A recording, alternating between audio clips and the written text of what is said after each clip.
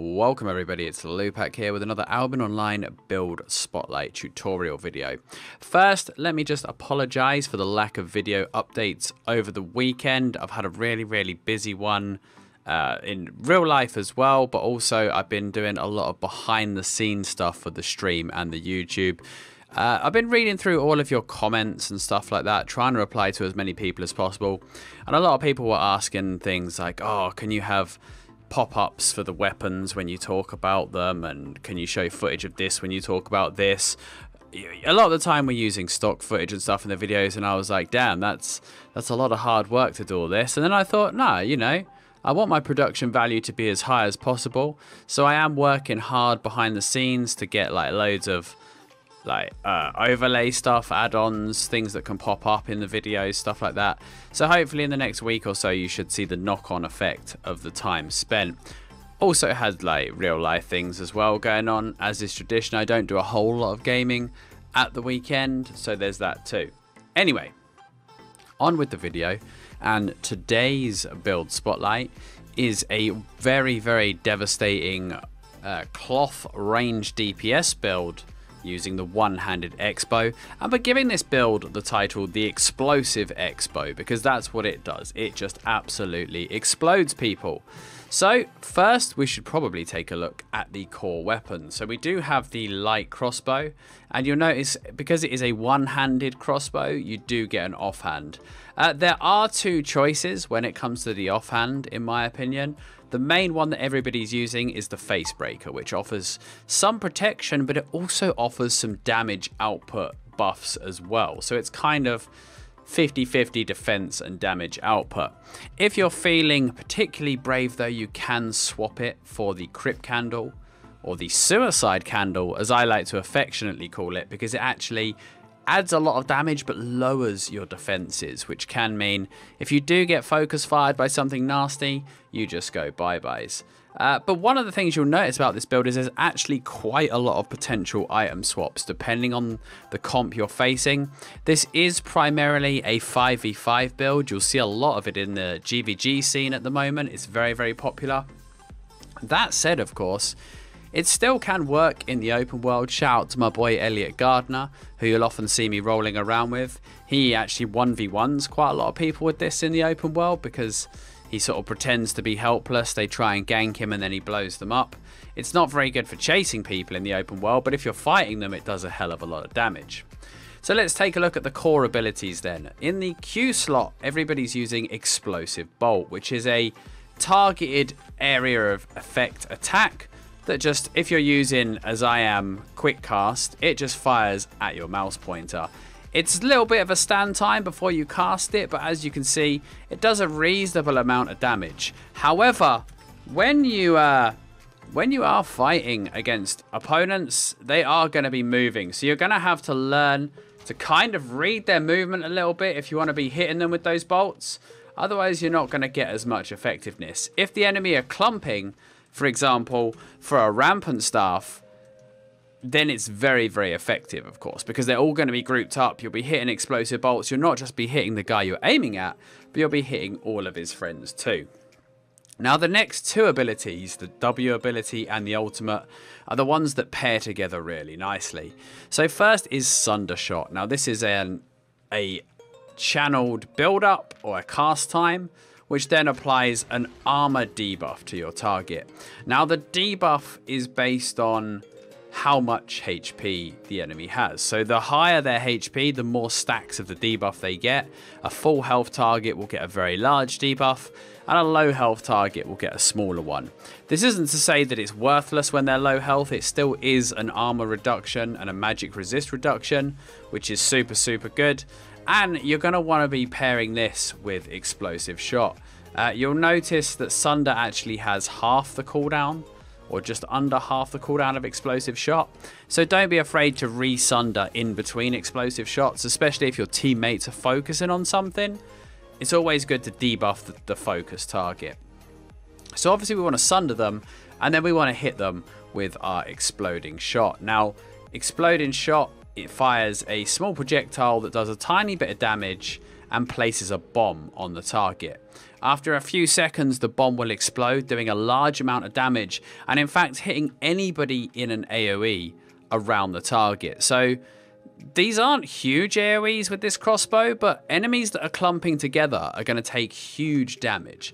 So I'll just show you guys how big it can be with the Sunder and the Explode. So you apply the Sunder, stick the bomb on him, and as you can see there, you know, we dropped him in 1 Q, a few auto attacks on the combo. We dropped anyone who is in, you know, reasonable gear, 6.1 level gear. We dropped him to next to nothing. You can Sunder them when they're low as well, and you'll see that it only gets 4 stacks of the armor debuff, but it's almost enough to kill him outright. We'll just poke him there once with the crossbow to finish him off. So all of these things are very, very well synergized, and the great thing is because you don't have the channeled Q ability, because we're using the explosive bolt, what's really good is that you keep on moving with this build. The only thing you really have to stop to cast is the Sunder.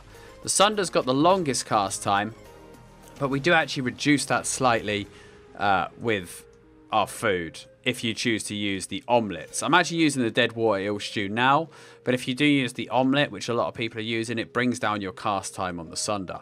But other than that, you know, the explosive shot is pretty much an instant cast, so you can just keep very, very mobile with this build, and that's super important when you are a cloth armor backliner.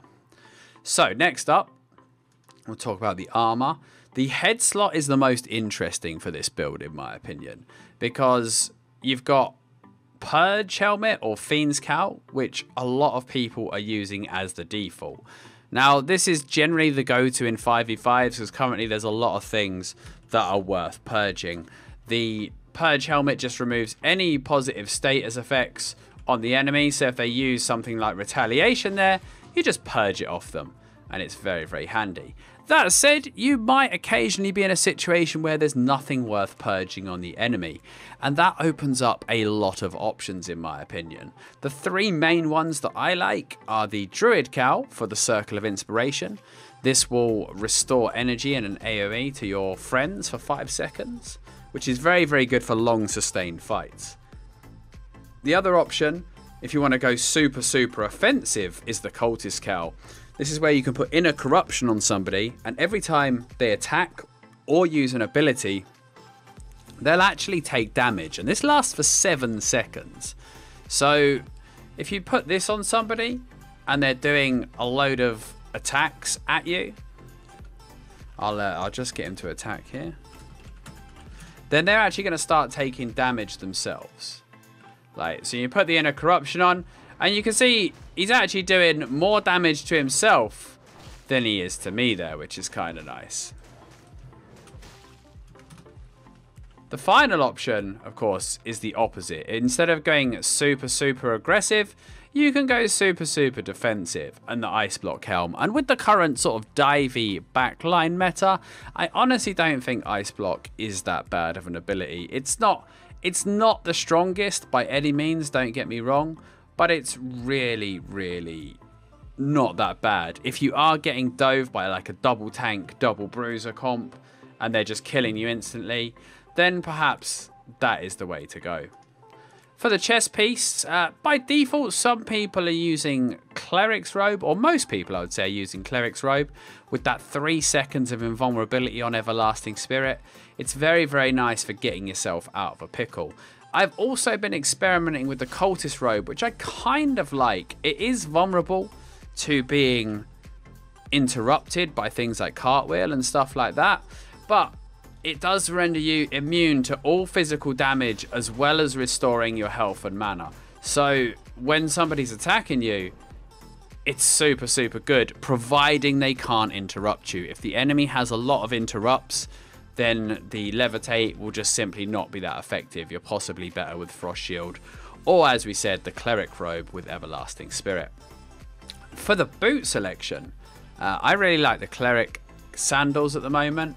It's an instant cast blink, so if you're using fast cast particularly, you can get to an area really, really quickly. If you're trapped in a root or something like that, you can blink out of it. You might still be rooted when you get out, but it's an instant gap creator, so in the melee heavy meta, being able to instantly be 9 meters away from the people that are trying to attack you is very, very strong.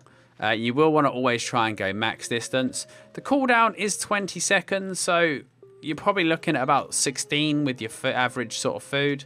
Obviously, the dead water eel stew doesn't quite give as much as the 7.1 omelets do, but there's a lot of options for the food slot, and we'll talk about that in a minute. Obviously, royal shoes that people are using are also a good backup option.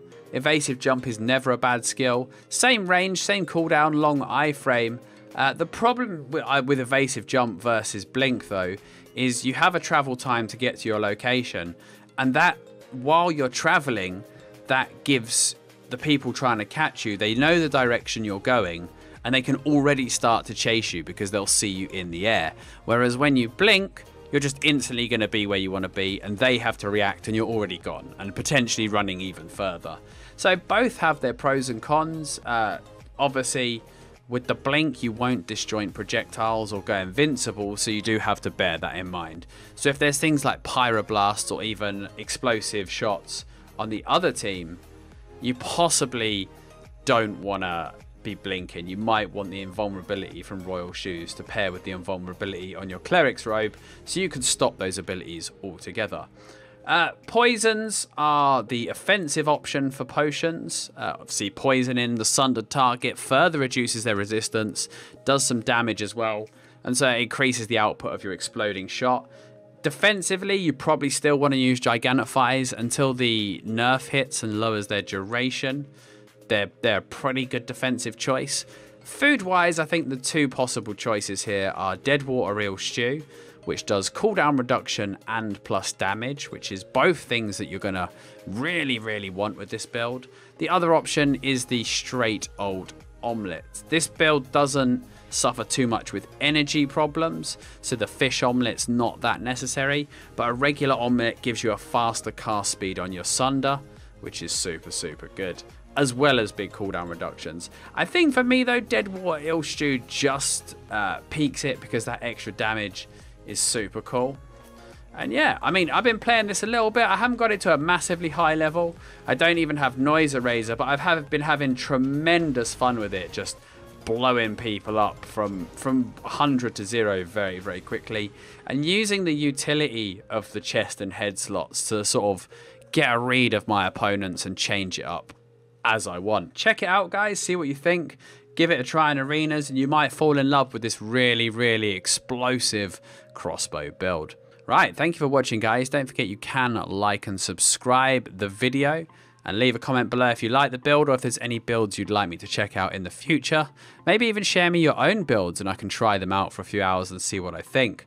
As is tradition though with all build spotlight videos, we'll leave you with a little montage of the build in action so you can see for yourself. Thanks for watching.